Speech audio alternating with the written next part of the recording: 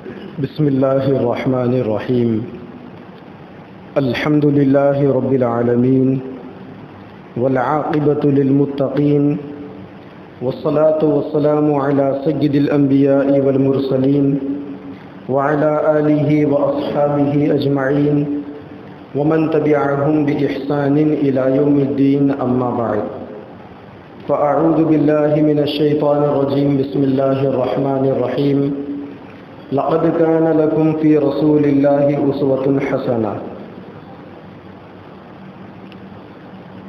وقال الله تبارك وتعالى إن كنتم تحبون الله فاتبعوني يحببكم الله ويغفر لكم ذنوبكم قال النبي صلى الله عليه وسلم أكمل المؤمنين إيمانا أحسنهم خلقا أو كما قال عليه الصلاة والسلام۔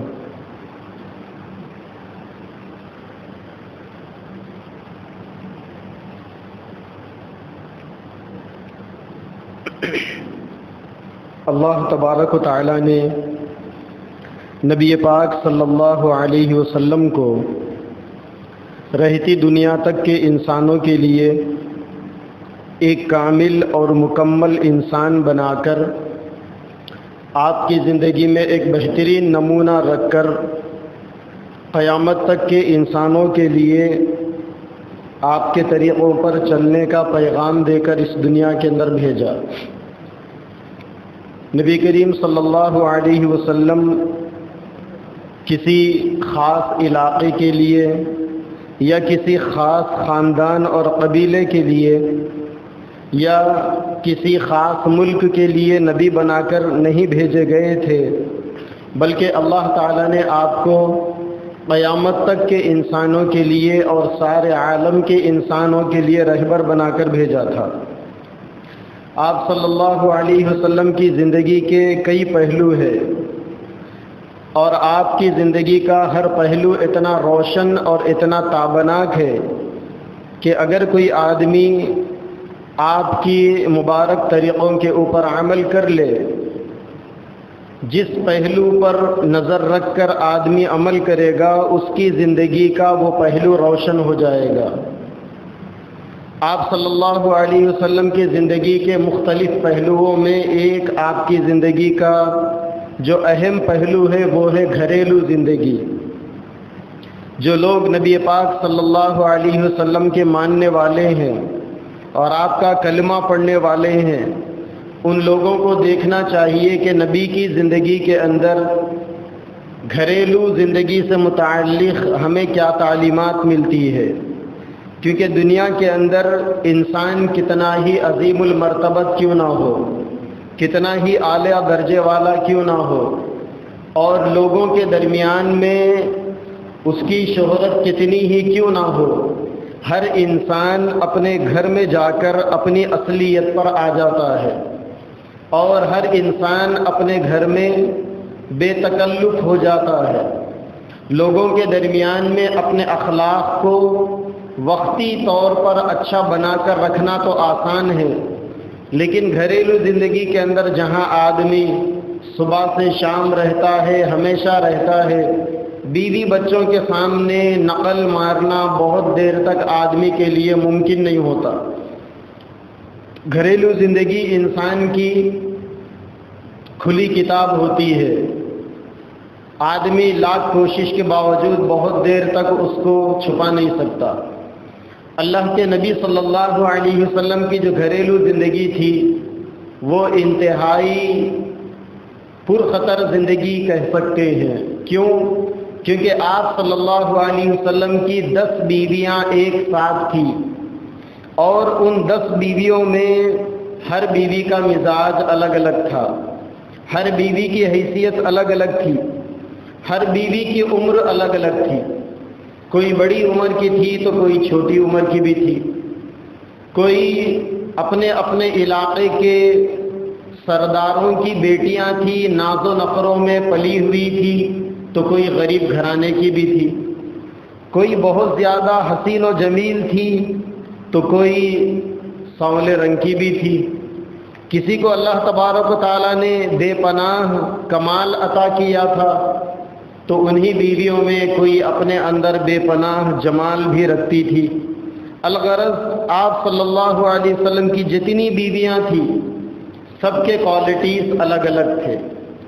آپ کے لیے بڑا امتحان تھا کہ ان ساری بیویوں کو ایک ساتھ لے کر چلنا، ان ساری بیویوں کے ساتھ میں برابر کا برتاؤ کرنا، ایسا برتاؤ کرنا کہ جس میں کسی ایک پر ظلم نہ ہو اور کسی ایک کے بھی حقوق کو نظر انداز نہ کر دیا جائے، اور ایسا ان بیویوں کے درمیان میں محبت کی بیلنسنگ کو قائم رکھنا کہ کوئی ایک بیوی کو یہ احساس نہ ہو کہ مجھ سے زیادہ کسی اور کو نہیں چاہتے ہیں، یا ایک کے علاوہ بقیہ 9 بیویوں کو یہ احساس نہ ہو کہ ہم سے زیادہ وہ فلاں کو چاہتے ہیں۔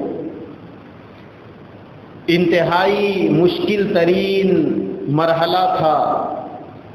ایسے میں اللہ کے نبی صلی اللہ علیہ وسلم نے کمال بصیرت کے ساتھ اپنی بیویوں میں آپ نے سمسار کیا، اور بیویوں کے حقوق، جس کے حقوق اس کو برابر ادا کرتے رہے۔ پہلے آپ صلی اللہ علیہ وسلم کی بیویوں کی حیثیتوں کو ان کے نام کے تعارف کے ساتھ سمجھ لیا جائے۔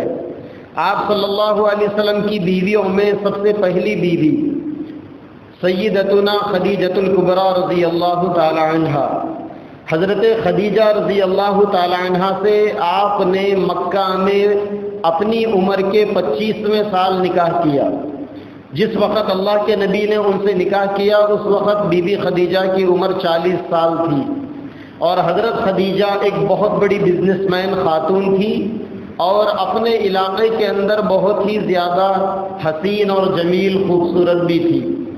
اللہ کے نبی سے نکاح کا پیغام بھیجنے سے پہلے حضرت خدیجہ رضی اللہ تعالی عنہا کو مکہ کے بڑے بڑے سرداروں کے پیغاموں کا آفر تھا، لیکن بی بی خدیجہ رضی اللہ تعالی عنہ نے سب کے آفر کو ٹھکرا دیا، اور آپ صلی اللہ علیہ وسلم کی ہانسٹی کو دیکھ کر، آپ صلی اللہ علیہ وسلم کی امانت داری کو دیکھ کر انہوں نے اللہ کے نبی سے نکاح کرنے کا ارادہ کیا۔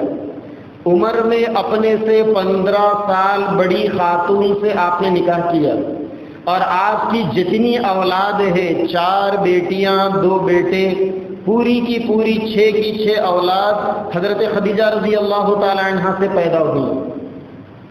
ان کے علاوہ آپ کے ایک بیٹے تھے جو حضرت ماریہ قبطیہ کے بطن سے پیدا ہوئے تھے، جو بچپن میں انتقال کر گئے۔ تو حضرت خدیجہ رضی اللہ تعالی عنہ کے ساتھ اللہ کے نبی نے ایک لمبا عرصہ گزارا، تقریباً 25-28 سال کا عرصہ آپ نے حضرت خدیجہ رضی اللہ تعالی عنہ کے ساتھ زوجیت میں گزارا، لیکن عالم یہ تھا کہ عمر میں اتنا تفاوت ہونے کے باوجود دونوں کے درمیان میں بے پناہ محبتیں تھیں۔ حضرت خدیجہ رضی اللہ تعالی عنہ وہ پہلی خاتون تھی جس نے اللہ کے نبی کی دعوت پر سب سے پہلے لبیک کہا۔ اللہ کے نبی کے اخلاق کو حضرت خدیجہ نے بہت قریب سے دیکھا تھا، اور حضرت خدیجہ نے دیکھا تھا کہ یہ ایک کامل اور مکمل انسان ہے۔ اگر یہ نبوت کا دعویٰ کرتے ہیں یا یہ آسمان سے فرشتہ ان کے پاس وحی لے کر آتا ہے، اگر اس چیز کا یہ دعویٰ کرتے ہیں تو یہ اپنے دعوے میں سچے ہیں۔ سب سے پہلے حضرت خدیجہ نے آپ کے اوپر ایمان قبول کیا، پھر اللہ کے نبی نے جب کچھ بے چینی کا اظہار کیا تو حضرت خدیجہ نے آپ کو تسلی دلائی۔ گزشتہ جمعہ میں آپ حضرت خدیجہ کے تسلی کے بول پر تفصیل سے بات ہو چکی ہے۔ پھر حضرت خدیجہ کے ایک چچیرے بھائی تھے ورقہ بن نوفل، جو سیدنا عیسیٰ علیہ السلام کی شریعت کے بڑے عالم تھے، عمر کی زیادتی کی وجہ سے نابینا ہو چکے تھے۔ حضرت خدیجہ نے اللہ کے نبی کو تسلی دلاتے ہوئے کہا کہ میں آپ کو اپنے چچیرے بھائی کے پاس لے کر چلتی ہوں، وہ بڑے تجربے کار ہیں، مذہبوں کے بارے میں وہ زیادہ جاننے والے ہیں، ان کے پاس جائیں گے اور آپ کے ساتھ جو کچھ بھی ہوا ہے وہ ان کو سنائیں گے تو ان کی طرف سے کچھ رہبری ملے گی۔ چنانچہ اللہ کے نبی کو لے کر وہ حضرت ورقہ بن نوفل کے پاس پہنچی۔ حضرت ورقہ بن نوفل بوڑھے ہو چکے تھے، انہوں نے ساری باتیں اللہ کے نبی کی تفسیر سے سنی اور اللہ کے نبی سے کہا کہ یہ باتیں اگر سچی ہے تو آپ کے پاس جو فرشتہ وحی لے کر آیا ہے یہ وہی فرشتہ ہے جو سیدنا عیسیٰ علیہ السلام کے پاس بھی وحی لے کر آتا تھا، یہ وہی فرشتہ ہے جو سیدنا موسیٰ علیہ السلام کے پاس بھی وحی لے کر آتا تھا، یہ وہی فرشتہ ہے جو پچھلے پیغمبروں کے پاس وحی لے کر آتا تھا۔ الغرض حضرت خدیجہ رضی اللہ تعالی عنہ کے ساتھ ایک لمبا عرصہ آپ نے گزارا۔ حضرت خدیجہ کا انتقال ہو گیا، اس کے بعد آپ نے حضرت عائشہ رضی اللہ تعالی عنہ سے نکاح فرمایا۔ اللہ کے نبی صلی اللہ علیہ وسلم کی تمام بیویوں میں حضرت عائشہ رضی اللہ تعالی عنہ سب سے چھوٹی بیوی تھی، اور حضرت عائشہ رضی اللہ تعالی عنہ یہ وہ آپ کی زوجہ محترمہ ہے اور امت کی یہ وہ ایمانی ماں ہے جس کے طفیل میں اس امت کو علم کا ایک بہت بڑا ذخیرہ ملا۔ حضرت عائشہ رضی اللہ تعالی عنہ بڑی ذہین اور فتین خاتون تھی، حسن و جمال بھی اللہ تبارک و تعالی نے بہت دیا تھا۔ حضرت عائشہ کا نام عائشہ تو تھا لیکن ان کے چہرے کی ملاحت کی وجہ سے اللہ کے نبی ان کو محبت سے حمیرہ کہہ کر بلاتے تھے، تو ان کا نام عائشہ حمیرہ ہو گیا تھا۔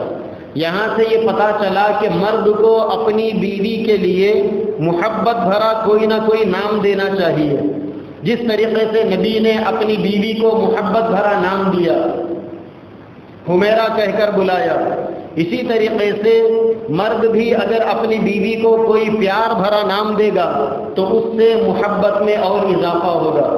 2210 روایتیں حدیث کی بڑی بڑی کتابوں کے اندر حضرت عائشہ رضی اللہ تعالی عنہ سے مروی موجود ہے۔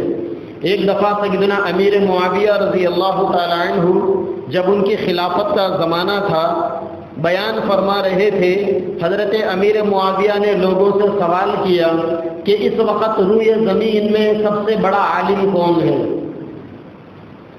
اس وقت روئے زمین پر سب سے بڑا عالم، اللہ کے نبی کی شریعت کو سب سے زیادہ جاننے والا کون ہے؟ تو ایک آدمی سامنے بیٹھا ہوا تھا، اس نے کہا کہ آپ ہی سب سے بڑے عالم ہیں، آپ ہی سب سے زیادہ جاننے والے ہیں۔ حضرت امیر معاویہ رضی اللہ تعالیٰ عنہ کو غصہ آیا۔ حضرت امیر معاویہ رضی اللہ تعالیٰ عنہ نے اس کو ڈانٹا اور ڈانٹ کر کہا کہ چمچہ گیری کرتا ہے، چاپلوسی کرتا ہے۔ پھر حضرت امیر معاویہ نے فرمایا اس وقت روئے زمین پر سب سے بڑا عالم، روئے زمین پر اللہ کے نبی کی شریعت کو سب سے زیادہ جاننے والے حضرت عائشہ رضی اللہ تعالی عنہ ہے۔ 66 سال کی عمر میں حضرت عائشہ رضی اللہ تعالی عنہ کا انتقال ہوا، اور 19 سال کی عمر میں حضرت عائشہ رضی اللہ تعالی عنہ بیوہ ہو گئی۔ جس وقت آپ کی عمر 19 سال کی تھی اس وقت اللہ کے نبی صلی اللہ علیہ وسلم دنیا سے پردہ فرما گئے۔ حضرت سودا رضی اللہ تعالی عنہ آپ کی ایک زوجہ محترمہ، یہ انتہائی فیاض اور انتہائی غیور خاتون تھی۔ حضرت سودا رضی اللہ تعالی عنہ کی سخاوتیں بہت مشہور ہے، یہ بے انتہا غریبوں کے اوپر خرچ کیا کرتی تھی۔ جو سخاوت انہوں نے اللہ کے نبی سے سیکھی تھی اس سخاوت کو انہوں نے اپنی زندگی کا اوڑھنا بچھونا بنا لیا تھا۔ سیدنا عمر فاروق رضی اللہ تعالی عنہ کے زمانے خلافت میں 45 سال کی عمر میں ان کا انتقال ہوا، یعنی اللہ کے نبی کے انتقال کے موقع پر 30-32 سال بڑی عمر یا 35 سال کچھ عمر ان کی تھی۔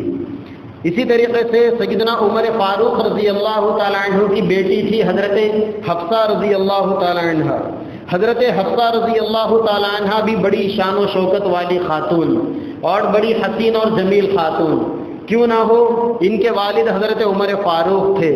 انہوں نے بھی اللہ کے نبی کے ساتھ ایک اچھا خاصا وقت گزارا، اور سیدنا امیر معاویہ رضی اللہ تعالی عنہ کے زمانے خلافت کے اندر یہ دنیا سے پردہ فرما گئی۔ ایک بی بی اللہ کے نبی کی حضرت ام سلمہ رضی اللہ تعالی عنہ تھی، اللہ کے نبی کی بیویوں میں سب سے بڑی عمر بیوی، 84 سال کی عمر میں ان کا انتقال ہوا تھا۔ اور حضرت ام سلمہ اتنی سخی خاتون تھی کہ ان کو اللہ کے نبی نے ام المساکین کا لقب دیا تھا، غریبوں کی ماں انہیں کہا جاتا تھا۔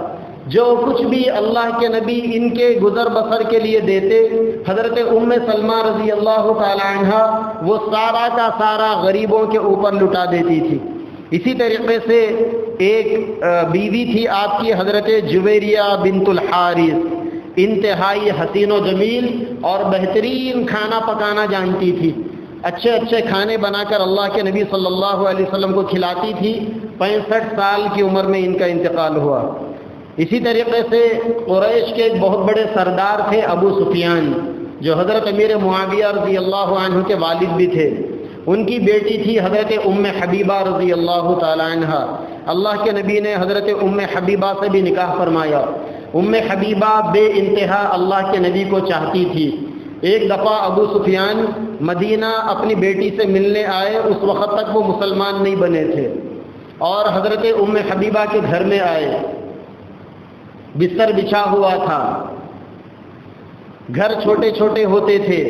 آگے آپ سنیں گے کہ اللہ کے نبی کے بیویوں کے گھر کتنے ہوتے تھے، کتنے بھائی کتنے کے کمرے ہوتے تھے، چھوٹے چھوٹے گھر ہوتے تھے اور سامان کچھ زیادہ نہیں ہوتا تھا۔ ابو سفیان آئے اپنی بیٹی ام حبیبہ سے ملنے، بستر بچھا ہوا تھا۔ یہ وہ بستر تھا جس کے اوپر اللہ کے نبی آرام فرماتے تھے۔ حضرت ام حبیبہ نے اس بستر کو جب ابو سفیان اس کے اوپر بیٹھنے لگے تو حضرت ام حبیبہ نے بستر کو ہٹا دیا۔ باپ نے اپنی بیٹی سے کہا کہ بیٹے کیا مجھے بستر پر بیٹھنے نہیں دو گے؟ زمین پر ہی بیٹھنا پڑے گا بیٹی کے پاس آ کر۔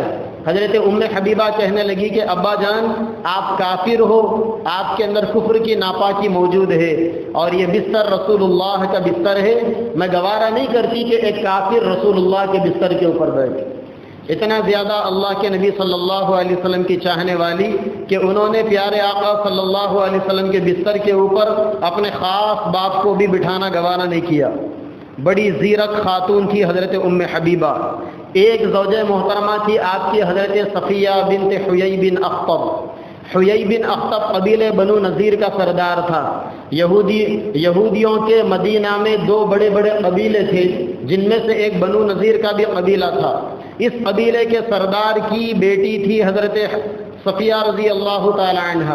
ایک جنگ میں قید ہو کر آ گئی تھی، اللہ کے نبی نے ان کا اکرام کرتے ہوئے ان کو اپنی زوجیت میں شامل فرما لیا۔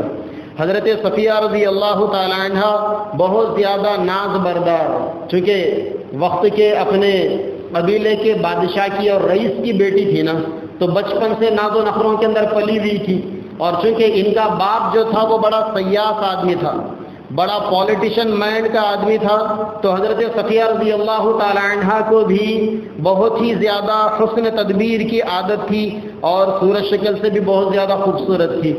ایک بیوی اللہ کے نبی کی حضرت میمونہ رضی اللہ تعالی عنہ تھی، میمونہ بنت الحارث، بہت ہی زیادہ کریم النفس، اور 2 بیویاں تھے جن کا نام زینب تھا، ایک زینب بنت جحش تھی اور ایک زینب بنت خزیمہ۔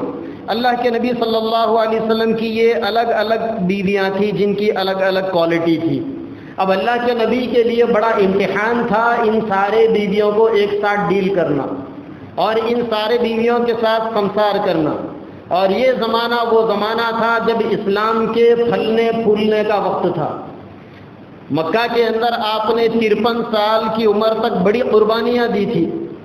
اب مکہ سے نکل کر مدینہ آئے تھے، 10 سال کا شارٹ ٹائم آپ کو دیا گیا تھا۔ 10 سال کے کم عرصے کے اندر اب اس اسلام کا ڈنکا پوری دنیا میں بجانا تھا۔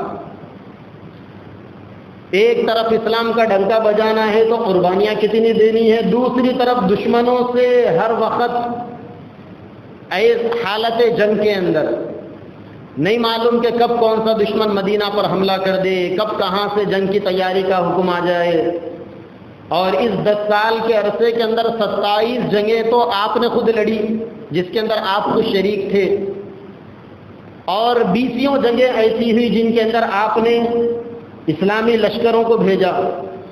بڑے نازک حالات کا سامنا کرنا پڑا، دین کی تکمیل کرنا تھا، اور اسی 10 سال کے اندر 1 نہیں 2 نہیں 10 بیویاں ہیں۔ قیامت تک آنے والے انسانوں کو بتانا ہے کہ بیویوں کے ساتھ سنسار کیسا کیا جاتا ہے۔ اگر کسی کے گھر میں 1 بیوی ہو، 2 بیوی ہو، 3 ہو، 4 ہو، اس سے زیادہ تو بیک وقت مسلمانوں میں ہو بھی نہیں سکتی۔ یہاں نبی کے گھر میں ایک وقت میں 10 بیویاں ہیں.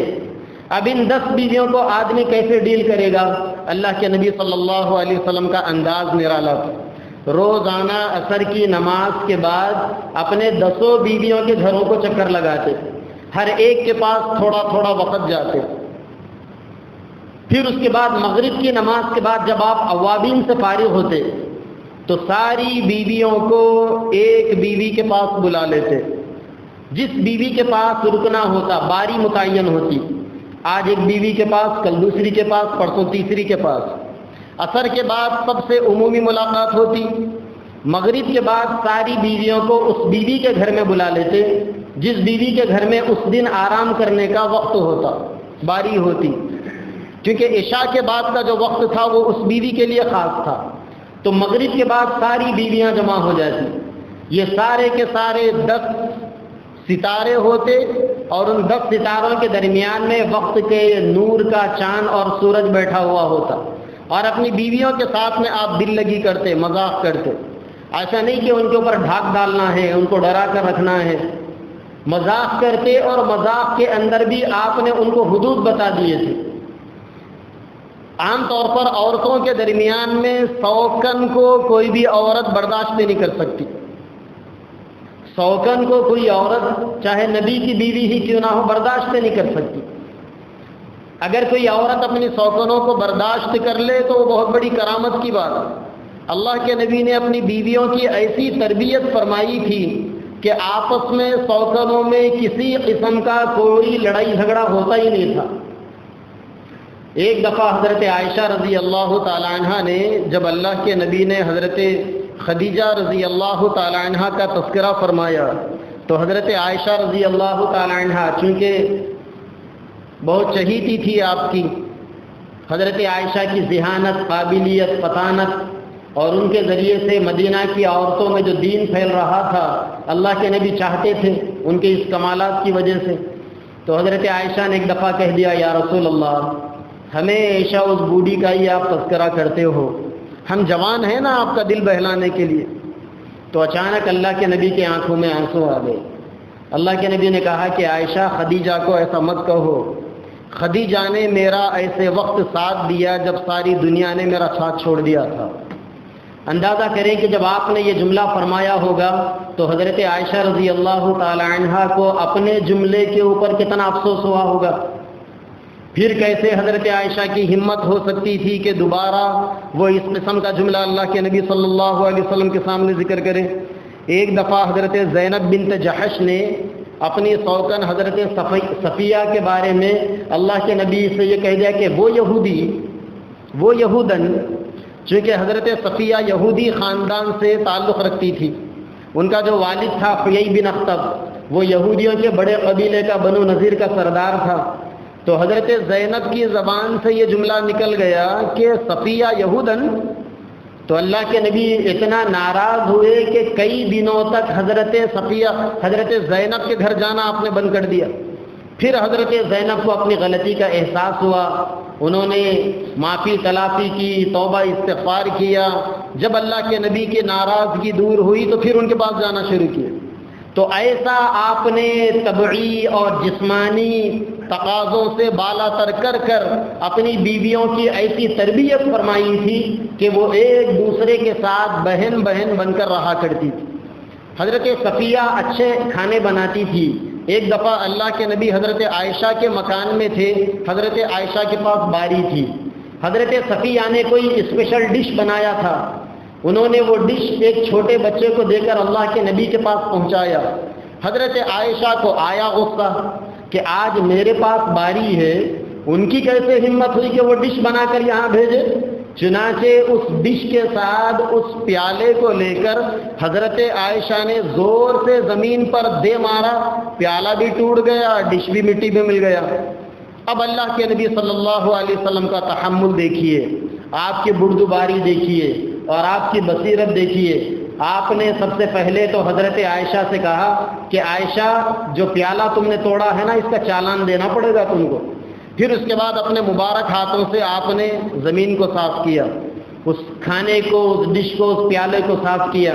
اور فوری ایک صحابی کو بلا کر پیسے دے کر مارکیٹ بھیجا، جا کر اسی کوالٹی کا ایک پیالہ لے کر آؤ۔ جب وہ پیالہ لے کر آئے تو اللہ کے نبی نے اس پیالے کو دے کر جزاک اللہ کے ساتھ حضرت صفیہ کے گھر پہنچایا۔ اب حضرت صفیہ بھی خوش کہ میرا کھانا آپ نے کھا لیا، اور یہاں حضرت عائشہ نے کیا کارنامہ انجام دے دیا تھا۔ اگر حضرت صفیہ کو معلوم ہوتا کہ میرا کھانا اللہ کے نبی کے منہ تک نہیں پہنچ سکا، آپ کے کھانے میں نہیں آیا، پیالہ پھٹ گیا، تو کیا عالم ہوتا۔ لیکن آپ نے کیسے تحمل کا، بردباری کا اور کیسے صبر اور استقلال کا مظاہرہ کیا کہ دو بیویوں کے درمیان میں اتحاد قائم کرنے کے لیے نیا پیالہ دے کر بھیج دیا ادھر۔ اور وہ اتنی بھولی بھالی عورتیں تھیں کہ وہ ہماری عورتوں کی طرح تھوڑی دیکھتی تھی کہ کسی کے گھر کوئی برتن چلے گیا تو آنے کے بعد دیکھو کہ اس کے اوپر کس کا نام ہے، ہمارا یہ برتن ہے یا نہیں۔ حضرت صفیہ رضی اللہ تعالی عنہ بھی وہ پیالہ لے کر رکھ لی۔ اللہ کے نبی صلی اللہ علیہ وسلم رات میں گھر میں آتے تو پوری رات کو 3 وقتوں میں ڈیوائڈ کر دیتے تھے۔ اگر 9 گھنٹے کی رات ہے تو اس 9 گھنٹے کی رات کو 3 حصوں میں تقسیم کر دیتے۔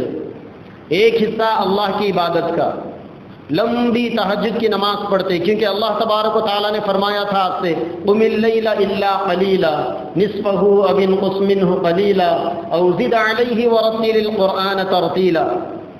آدھی رات، پون رات اللہ کے نبی نماز تہجد میں مصلی کے اوپر کھڑے ہو کر گزار دیتے۔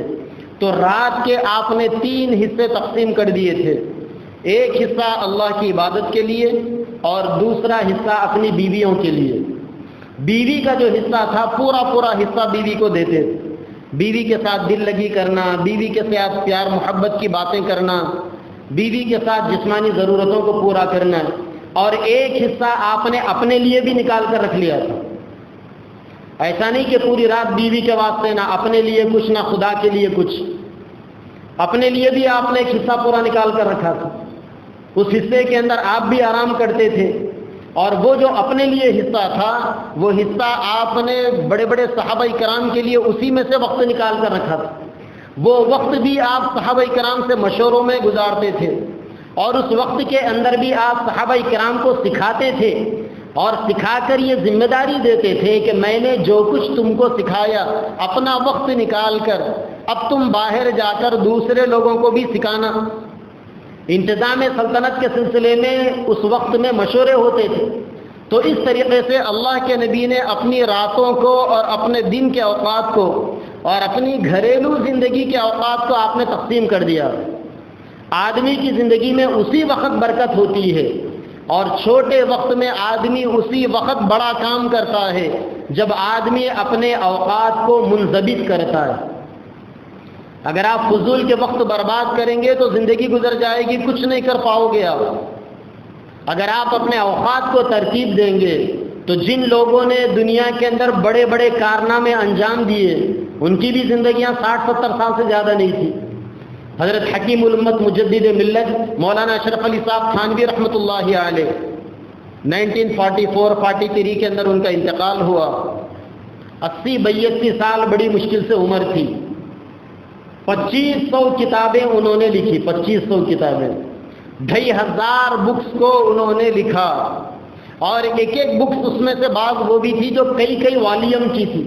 ان کی ایک بک ایسی ہے جو 58 والیوم کی ہے، 58 جلدوں کے اندر ایک کتاب۔ اتنی کم عمری کے اندر آدمی اتنا بڑا کارنامہ کیسے انجام دے سکتا ہے؟ وقت کو ترتیب دینا پڑتا ہے۔ ان کے اوقات ایسے منضبط تھے، چاشت کی نماز کے بعد کا وقت روزانہ 1 گھنٹہ قرآن مجید کی تفسیر لکھنے کے لیے رکھتے تھے۔ ایک دفعہ چاشت کی نماز کا وقت ہو رہا تھا، ان کے استاد تشریف لائے جو اس زمانے میں انگریزوں کے خلاف ہندوستان میں جو جنگ برپا کی گئی تھی اس کے کمانڈر تھے، سپہ سالار تھے، اور آل پارٹیز کے سب سے بڑے لیڈر تھے حضرت شیخ الہند مولانا محمود الحسن دیوبندی رحمۃ اللہ علیہ۔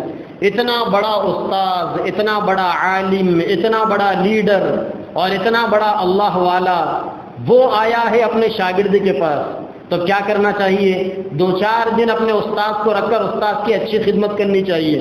جب استاد آئے تو اپنے استاد سے پوچھا کہ آپ کا پروگرام کیا ہے؟ انہوں نے کہا کہ کچھ دیر رک کر آگے جانا ہے، ایک پروگرام ہے۔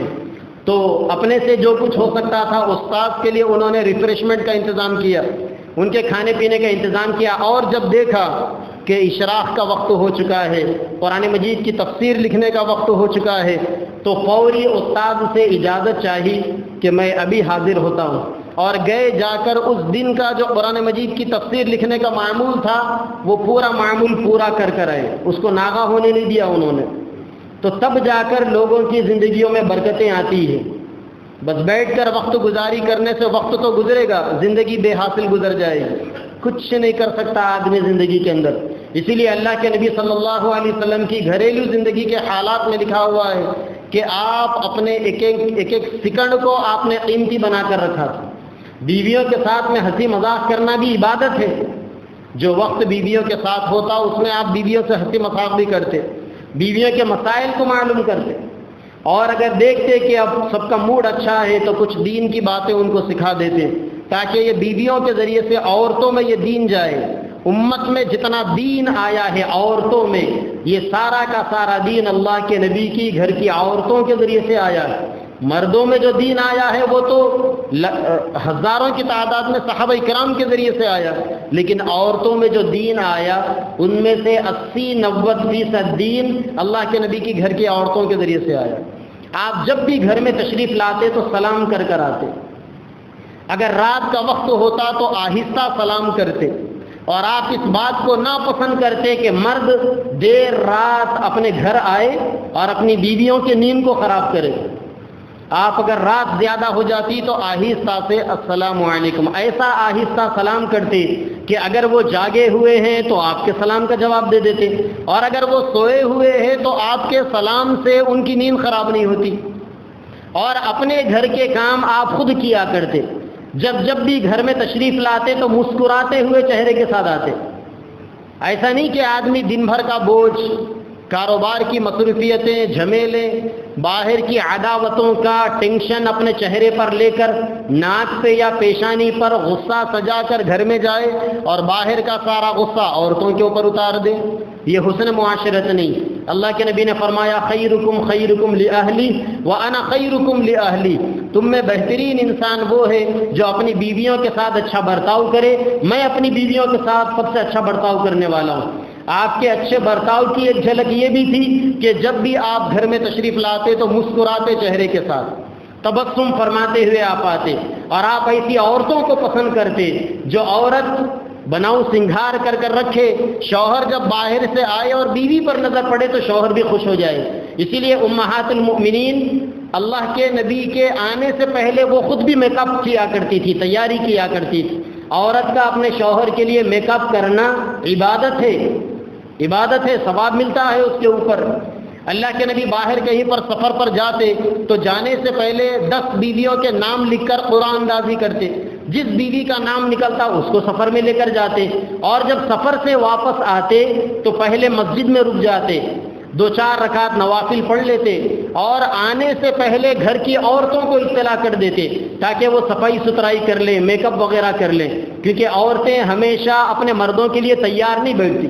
یہ آداب ہے، یہ اخلاق ہے ہمارے نبی کے بیویوں کو ڈیل کرنے کے، پہلے ہی اطلاع کر دیتے بیویوں کو، صفائی ستھرائی کے آداب انہیں بتاتے۔ اور جب گھر کے اندر آتے تو چونکہ گھر میں بہت سارے کام ہوتے ہیں، بیچاری عورت کو اکیلی کو وہ کام کرنا پڑتا ہے۔ آپ صلی اللہ علیہ وسلم گھر میں کبھی آٹا خود ہی گوندھ دیتے، بیوی اگر روٹی بناتی تو آپ اس کو آٹا گوندھ کر دیتے، گھر میں اگر کبھی کچرا ہوتا تو جھاڑو لے لیتے، خود جھاڑو مار دیتے۔ یہ کون سی غلامی کی بات ہے، یہ کون سی قباحت کی بات ہے؟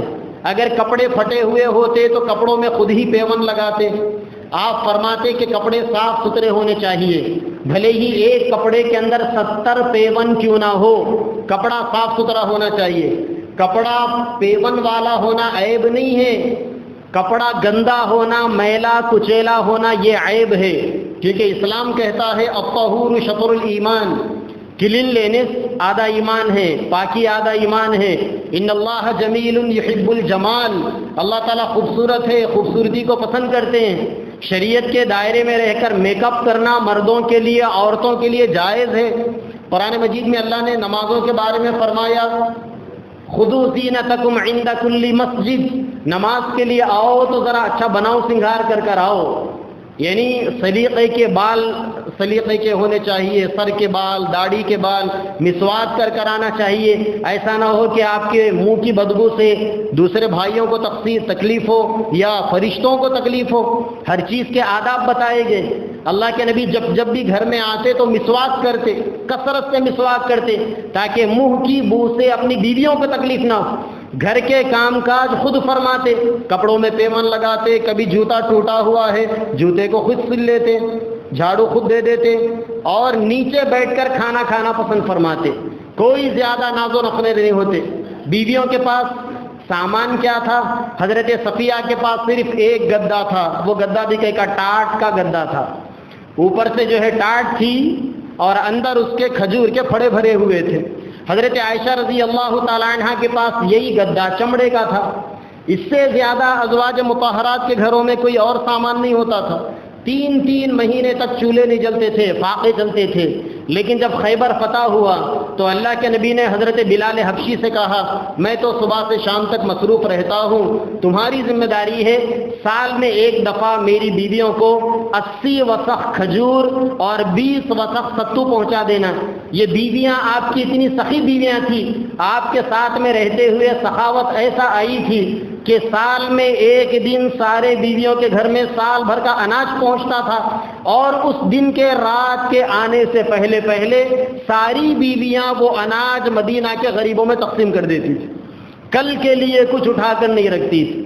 گویا آپ کی بیویاں آپ کے فقر کی زندگی کے اوپر اتنا راضی ہو چکی تھی، اللہ نے جگہ جگہ پر قرآن مجید میں خامخواہ کے ان کی تعریف نہیں فرمائی، ایسے ہی اللہ نے ان کی تعریف نہیں فرمائی، ایسے ہی قیامت تک کے مسلمانوں کی اللہ نے ان کو ایمانی اور روحانی ماں نہیں بنایا، وہ قیامت تک آنے والی ہماری کروڑوں ماؤں سے زیادہ مشفق اور مہربان ماں ہے۔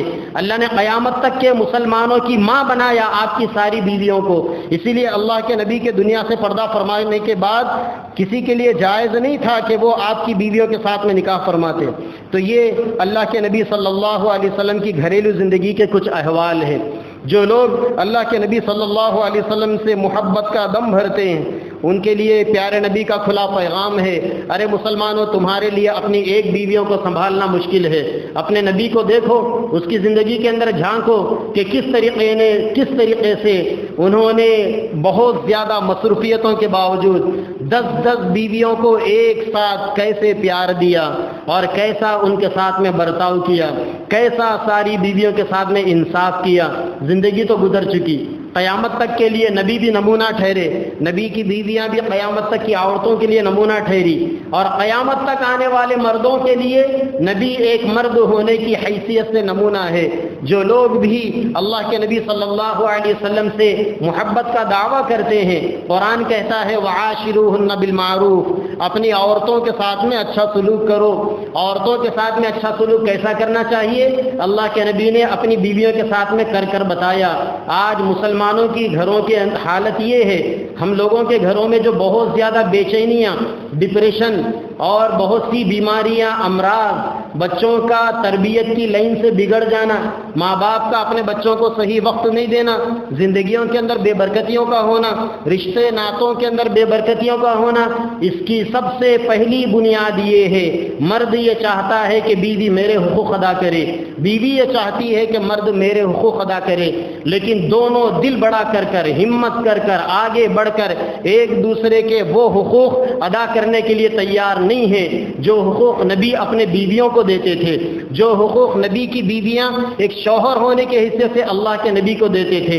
یہی وجہ ہے کہ خاندانی نظام چوپٹ ہو چکا، بچوں کی زندگیوں کی سرپرستی کرنے والے اب وہ بڑے بڑے باقی نہیں رہے، اب کے بڑے جلتے ہوئے کے اوپر تیل ڈالنے والے، اب کے بڑے بگڑنے والے مسائل کو اور بگاڑنے والے، اسی لیے مسلم معاشرہ ٹوٹل ڈسٹرائے ہو چکا، مسلم معاشرہ 100% خراب ہو چکا۔ زندگیوں میں نبی کی تعلیمات آئے گی، بیویوں کے حقوق ادا کرنے کا جذبہ آئے گا، مرد تحمل سے کام لے گا، صبر سے کام لے گا، ہمت سے کام لے گا، حوصلے سے کام لے گا، اللہ کے نبی نے فرمایا عورت ٹیڑھی ہڈی ہے، اس ٹیڑھی ہڈی کو سیدھا کرنے کی کوشش مت کرو، جو کچھ بھی کام نکالنا ہے اس سے کام اس ٹیڑھے پن سے ہی نکالو، یہی اس کی خوبصورتی ہے۔ اسی لیے بیویوں کے ساتھ میں حسن سلوک کرنا چاہیے، بیویوں کے ساتھ میں اچھا برتاؤ کرنا چاہیے، بیویوں کے حقوق ادا کرنے چاہیے۔ مرد اگر بیوی پر ظلم کرتا رہے گا، اس کی بد دعا لیتا رہے گا، کائنات کی کوئی طاقت یا دنیا کی کوئی چیز مرد کی زندگی کو کامیابی کی گھاٹ پر نہیں پہنچا سکتے۔ گھروں کے اندر اولاد کی دعا لینا سیکھو، بیویوں کے ساتھ میں حسن معاشرت کرنا سیکھو۔ اگر گھریلو زندگی آپ کی ڈسٹرب ہے تو پھر ساری زندگی ڈسٹرب ہے۔ ابھی WHO کی ایک رپورٹ آئی ہے، دنیا کے اندر 80% مرد جن کو ہارٹ کی بیماری، شوگر کی بیماری اور جن کو ڈپریشن کی بیماری اور جن کو BP کی بیماری، یہ ساری بیماریوں کا جو ریزن ہے وہ ریزن گھروں کے اندر میاں بیوی کے جھگڑے ہیں۔ اسی لیے اللہ کے نبی نے بیویوں کے ساتھ محبت سے رہنا سکھایا۔ اگر آپ بیویوں سے محبت سے رہیں گے یہ کوئی بیماریاں نہیں آئے گی، زندگیوں میں برکتیں ہوگی۔ اللہ تبارک و تعالی مجھے اور آپ کو اور ساری امت محمدیہ کو علم صحیح اور عمل صالح کی توفیق عطا فرمائے۔ مسلمانوں کی معاشرتی زندگیوں کو اللہ تبارک و تعالی سدھارنے کی توفیق عطا فرمائے۔ ہماری گھریلو زندگیاں پیارے آقا صلی اللہ علیہ وسلم کی گھریلو زندگی کے مانند بن جائے۔ وآخر دعوانا ان الحمدللہ رب العالمین۔